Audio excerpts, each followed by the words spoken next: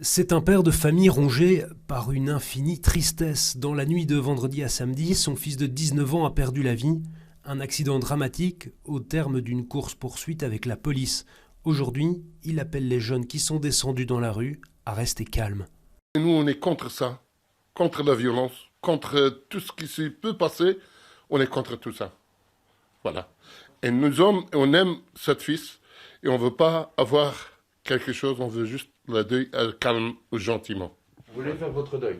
Exactement. On déplore ce qui s'est passé en rue parce qu'on sent qu'il y a quand même une expression de la part de la jeunesse qui se sent incompris. Et on invite l'autorité communale, via l'échevinat de la jeunesse, à mettre en place une cellule de crise pour peut-être apporter des réponses à cette jeunesse qui se sent aujourd'hui mis de côté. C'est que dès samedi matin, de nombreux appels à manifester sont diffusés sur les réseaux sociaux. Il est 14 h lorsque la situation dérape. Les rassemblements sont interdits en cette période de confinement et la police intervient. Plusieurs zones sont appelées en renfort.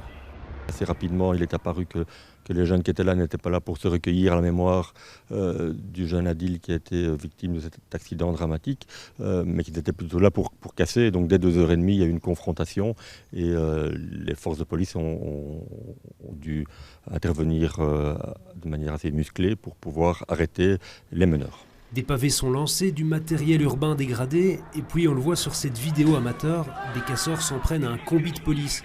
L'un d'eux vole une arme et tire plusieurs coups en l'air. L'arme n'a toujours pas été retrouvée.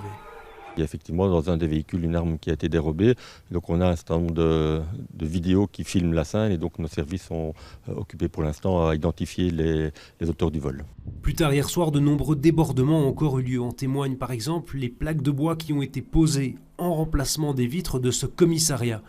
Aujourd'hui, la situation s'est calmée mais la police reste à l'affût, notamment sur les réseaux sociaux.